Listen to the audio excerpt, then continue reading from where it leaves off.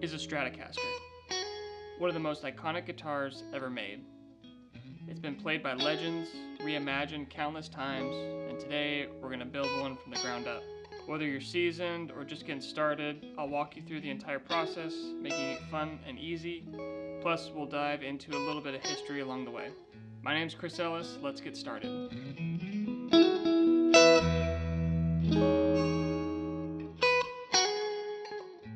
So before we start tightening down screws and soldering in our pickups, let's take a trip back to 1954. The Fender Stratocaster was introduced in 1954 by Leo Fender and his team, and it quickly became one of the most iconic guitars of all time. Designed for comfort, versatility, and innovation, the Stratocaster featured a double cutaway for easy fret access, contoured bodies for comfortability, and kept the bolt-on neck design for easy repairs and adjustments. One of its defining features is its 3 single coil pickup design and 5-way selector switch, allowing players to achieve a wide variety of different tones. The synchronized tremolo bridge also gave players the ability to add vibrato without going out of tune, a game changer for that time. Leo began designing the Stratocaster with his team back in 1952 to improve on the already popular Telecaster. They asked players around on what their thoughts were for improvements, and they came up with the 3 single coil pickup design, 5-way switch, and contoured bodies. The very first prototype was released in early of 1954. Later that year, the Stratocaster went into full production. The Stratocaster quickly became the top choice for musicians at that time, including legends like Buddy Holly, Jimi Hendrix, Eric Clapton, and Stevie Ray Vaughan. They all favored the Stratocaster sound. Today, it remains a favorite amongst guitar players worldwide. So what makes a Strat a Strat? Let's dive into it right now. So a Stratocaster is not just the guitar, it's the sum of all the parts. What we have is a Fender style Stratocaster shaped headstock that's bolted on to an alder body with 3 single coil pickups, 5-way selector switch, or early Strats had a 3, and a synchronized tremolo bridge. All of these things put together make it so that this guitar has the identity of a Fender Stratocaster. So how are we going to put one of these things together? Well, first we're going to test our neck fit. You want to make sure that it is nice and snug, not too loose, not too tight. The main thing you want to look for is that this has good contact on the heel of the guitar neck and guitar body. Next step is prepping your screws. I like to roll them in some soap or wax to lubricate them a little bit. It helps them glide in easier and doesn't bind up quite as much. So just apply a little bit on each screw, have your drill ready, make sure it's on a low torque setting, and slowly go in and out if needed while drilling in your neck. One thing you want to be careful about is if you are drilling into your neck and it just keeps pushing it out, just back that screw out until it's all the way and then re-drill. If you keep going, it's just going to keep pushing that neck farther and it's not pulling it in. And that's what you want for a final neck fit, is you want to see that gap close up when you tighten in that final screw.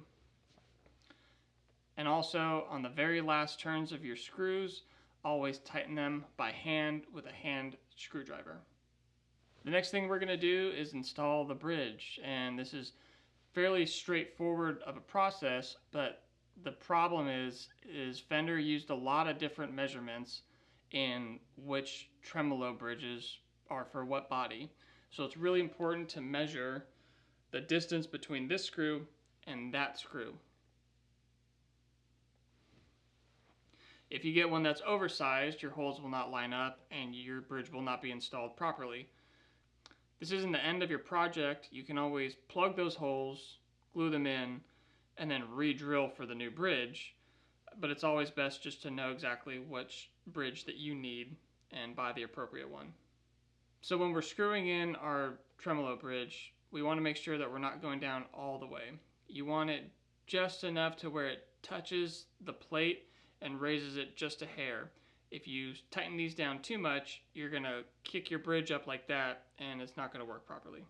So why is that exactly?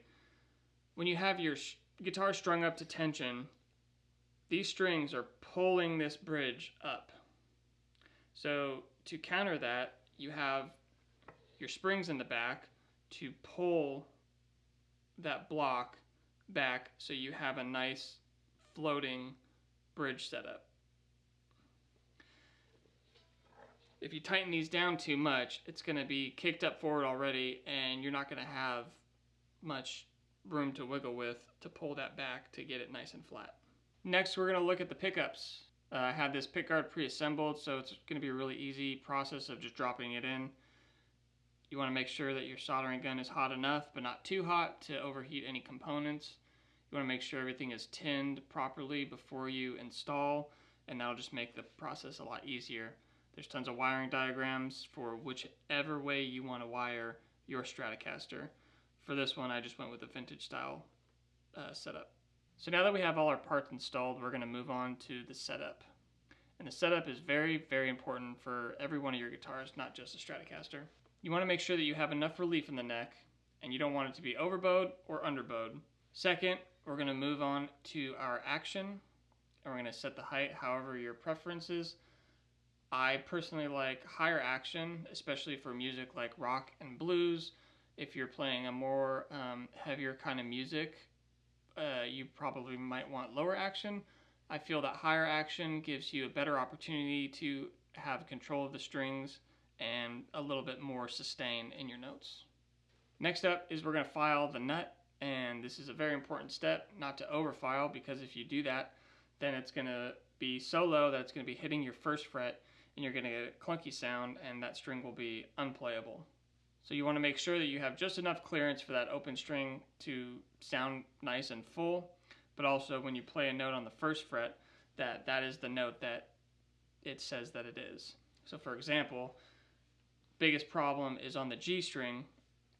You play an open G note, you play this first note, and it always wants to pull sharp on almost every new guitar that I've seen. So filing that in to make sure that that is a nice G sharp is going to make your open E chords sound wonderful. And the final steps to completing your setup is to set your pickup height and intonate.